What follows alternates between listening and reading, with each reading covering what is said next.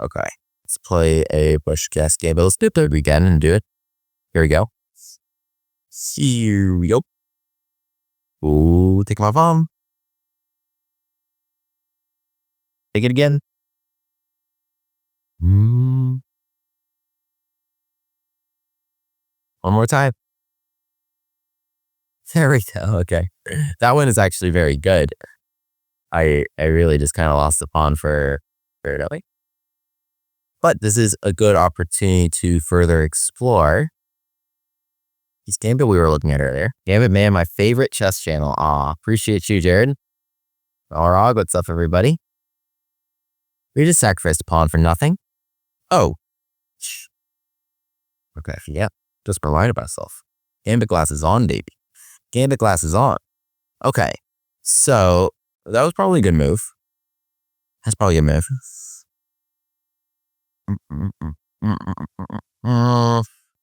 Auto. Here. Because I wanted to actually just like play knight g4 and queen h4. Just stacking here and here. Kind of for fun. Well, let's go with queen d6. Little logical way to sidestep the spin. Maybe come back here. Checkmate. Okay. Or I'll just go knight g4, which seems like a fun thing to do. Now that I can. We're down pawn, but it's solid against these pieces. They don't have stuff to do. You know, that is like until like white last turn should have played d4, which really would have locked me out of here.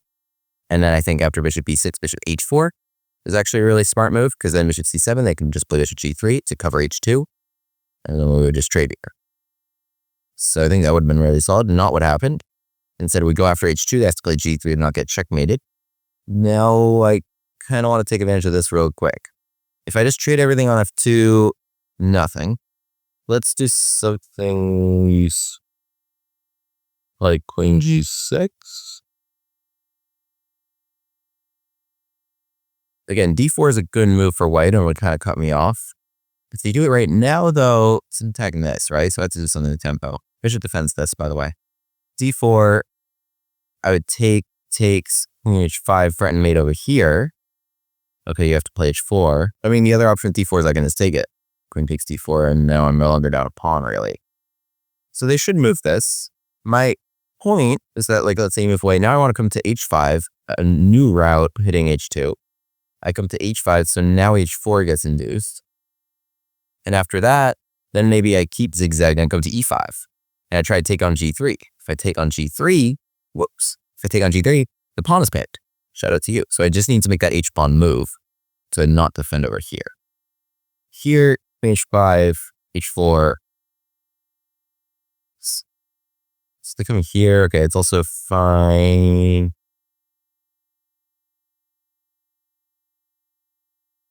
Actually, for what might be like a really brilliant idea, which is king takes, bishop to g4, hitting the queen, queen moves, then after queen to h5 check, king g1, I play bishop f3, then I checkmate g1, h1.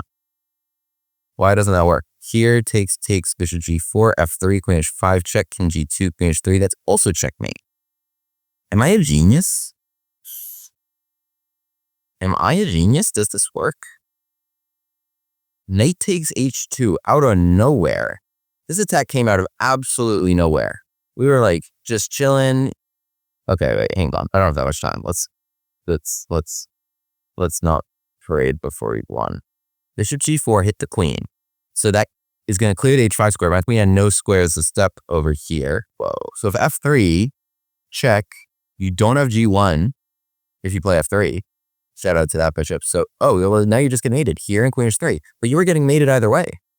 You were getting mated either way. If you moved the queen, then check king g1, bishop f3. There is, what in the world? Oh my good. Oh, I'm so sorry. I am so smart. That's crazy. That's crazy. How did that work? Jordan Van Voorhees, my opponent. Busch-Gass Gambit. Take my pawn. Do it.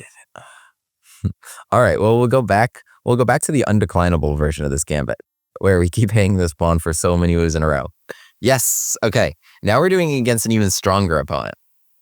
Now we're doing this against a new stronger opponent. This is just like the game I had like half an hour ago. This is the same game. Same position. Last time they took, okay, they take again. All right, let's see if we can make this work against an even stronger opponent. We actually have the benefit of just having analyzed it, and it's the same. It's the same game. We hit him with queen d6. It's the same game. Last time my opponent played, so they played knight c3 last time, and I played knight g4 coming here. Here, my stronger opponent plays knight d2, ready to bring it to f3. Smart. Well, is it smart? Let's have a think. If I play queen e5, attacking here and here, they play knight f3, I take b2. Seems a little greedy, but possible. They play d4, bishop back, and then they take f6, and they cut me off, so I have to play g takes, so that's not fun. If I just play knight g4 anyway, knight f3, how do I follow that? No great follow. If I play bishop g4, are you just going to walk? I think bishop g4 asks the most pressing questions, because it's like, are you just going to walk right into a pin? Maybe. What let's do? Oh, it's tied? It was 3-0. And so then I started streaming. Oh, I have a nice idea here. Bishop e2, hitting the rook. Rook e1, knight g4, boom and boom. That's what we wanted. Yeah, so they took away their d4. They took away, nobody protects this. In fact, I have a lot of time here. All right, let's start them off with bishop e2. This square belongs to the knight. This is working. Bishop, queen, with the knight, and then that bishop clearing some squares. I've got a few good moves here. Bishop takes f2, knight g4. If I start with bishop takes f2, king takes and knight g4, do I win? King g1, that's mate. But what if they keep munching? King takes e2, and then rook e8, then king d1, and then that's mate. But that's not their only option. If I play rook e8, they will probably do like knight e4, takes e4. Rook e8 right now is also reasonable, but maybe not so much. So if I play knight g4, this is the best. I don't know why I'm even thinking so much. This is the best move. Rook takes e2, queen takes h2. This is checkmate. The king can't run away. This is the best move, and everything works in beautiful harmony. But this was worth considering. Takes f2, and like he gets something like this. But okay, we're hitting here. Knight cannot access either of these squares. Shout out to that bishop, which also made that rook move. So this bishop is the unsung hero of this attack. Like we say, it's all a dark square attack, but we needed this bishop in both lines. Now f2 is ripe for the taking all of a sudden. In fact, I can even like play rook e8, and I'm not sure what you do about it. Let us take f2 with either the knight or the bishop. If I take with the bishop, then what happens? King g2. I mean, this position's so good. What? I was only down the one pawn. I'm already not down my pawn. I can just do that in rook e8. But knight takes f2 is probably even stronger because like rook takes and then knight takes d3 wins the queen. So here, what do you do? King g2. All right, maybe I should just go here and like take your rook. That was also an option. That was also an option. If I go here and knight e4. Okay, let me take. It feels lame to take it. It feels lame, but seems good. Okay, let's take it. And bring the rook. I think my next big idea. Well, actually, I'm not so sure about it. Oh, well. I think rook e8, yeah, they had knight e4. But okay, we're just up in exchange with just a killing position. I was trying to win the game in style, but it's better to just like, there's no doubt I'm going to win this position. I'm up in exchange and more. So just do that, you know? Just be smart. Trying to set a good example for the kids. If I say d3, cd3 and rook e2, seems like a fun idea. And then munch on h2. All right. Screw good examples for them kids. They're fine. They're probably not watching this anyway. Takes it rook e2. Maybe I'll take h2. I'll play rook e8. Yeah, it'll be fun. King f3. What's happening? What's happening? Rook e8. Takes g4. Is that a problem? No, they just went there. All right, let's go here. Bring them all in. So now I'm threatening like takes h2 or rook f2 or things like that. King f3 was interesting. Rook e8 and then just taking everything you can. All right, well here I win the queen. I got check and yum. I think my opponent had some other ideas. Let's go here. So it's got 2 ways in. We got 2 ways in. This was a fun game. This was a very fun game. I had a lot of fun playing this game.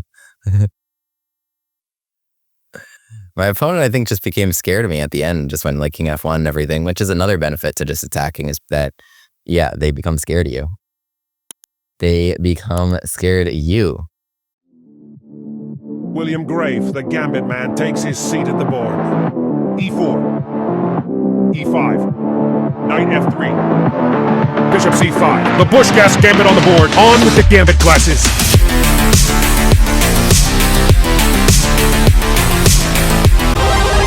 Hero pod unlocked!